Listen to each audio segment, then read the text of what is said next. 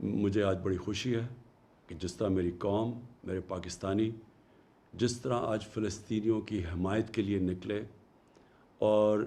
جس طرح انہوں نے ان کے اوپر جو ظلم ہو رہے ہیں اس کی آج نشاندہی کی اور اس کی مذمت کی، میں آپ کو سب کو خراج تحسین پیش کرنا چاہتا ہوں۔ جب سے اسرائیل بنا، پاکستان کا ہمیشہ ایک ہی سٹینڈ رہا ہے، اور وہ سٹینڈ تھا قائد اعظم محمد علی جناح کا، ہمارے عظیم لیڈر کا، کہ فلسطینیوں سے بہت بڑی ناانصافی ہوئی ہے، اور ہر فورم کے اوپر پاکستان نے فلسطینیوں کے ساتھ کھڑے رہے۔ 27ویں رات کو میں مسجد نبوی میں تھا جب مجھے پتہ چلا کہ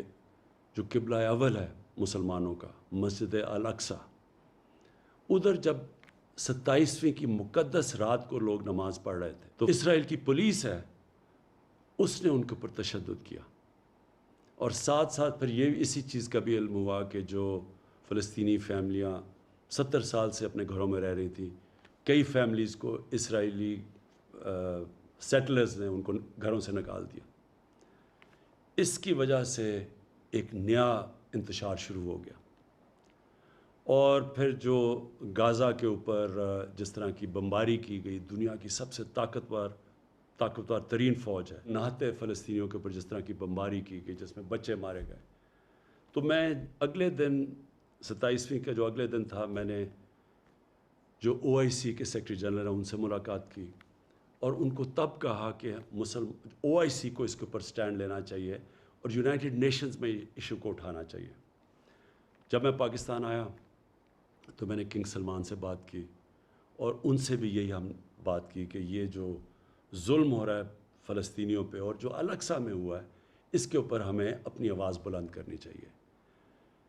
ترکی کے جو پریزیڈنٹ ہے طیب اردوغان، ان کی مجھے کال آئی، انہوں نے بھی یہی چیز کہی۔ مہاتر محمد کی میسج آئی، کال آئی، انہوں نے بھی یہی چیز کہی۔ اور پھر میں نے بات کی فلسطین کے جو صدر ہیں محمود عباس، اور ان سے ہم نے کہا کہ ہم پوری طرح ان کو یقین دلایا کہ ہم سب پاکستان، بلکہ مسلمان دنیا، بلکہ وہ دنیا جو انصاف میں مانتی ہے، وہ سب ان کے ساتھ کھڑی ہے۔ شاہ محمود قریشی کو اس کے بعد پھر میں نے کہا کہ وہ یونائٹڈ نیشنز کی جنرل اسمبلی میں جائیں اور OIC اور مسلمان ممبر سے اس ایشو کو اٹھائیں، اور انہوں نے بڑے بھرپور طریقے سے اس کو اٹھایا، اور میں ان کو داد دیتا ہوں اس کی۔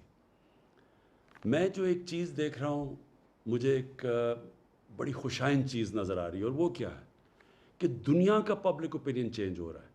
میں نے اتنا ٹائم مغرب میں گزارا، پہلے بھی جب اسرائیل کی فوجیں ظلم کرتی تھی فلسطینیوں پہ،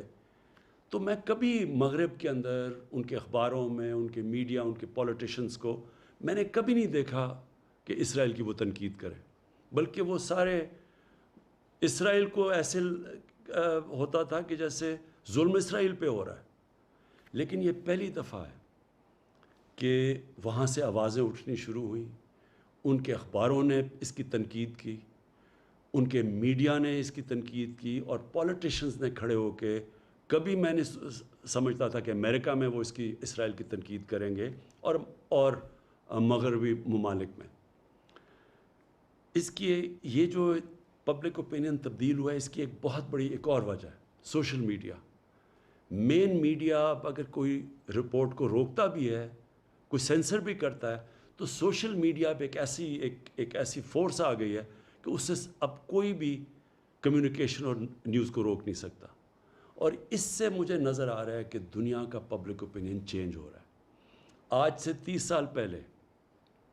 اسی طرح تب بھی دنیا کا پبلک اوپینین چینج ہوا تھا۔ ساؤتھ افریقہ،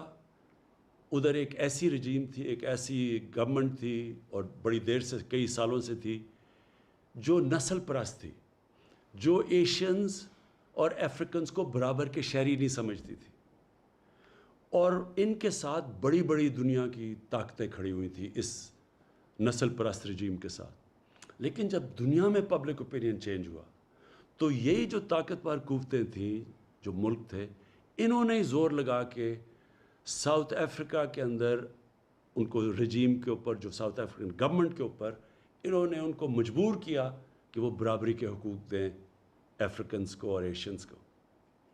اسی طرح کا میں ایک شروعات دیکھ رہا ہوں کہ انشاءاللہ دنیا کا جو پبلک اوپینین چینج ہو رہا ہے، دنیا کا پبلک اوپینین اب زور لگائے گا، بڑے بڑے یہ جو ملک ہیں جو اب تک سپورٹ کرتے رہے ہیں اسرائیل کو، یہ پورا پریشر ڈالیں گے کہ فلسطینیوں کو بھی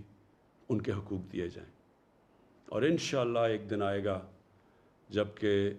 فلسطین کے لوگوں کو اپنا ملک ملے گا، ایک منصفانہ سیٹلمنٹ ملے گی، وہ بھی برابر کے شہری رہ سکیں گے جو کہ فلسطینی اسرائیل میں رہتے ہیں، ایک برابر کے شہری بن کے رہ سکیں گے. اور ہم دعا کرتے ہیں کہ وہ دن جلدی آئے. پاکستان پائندہ باد.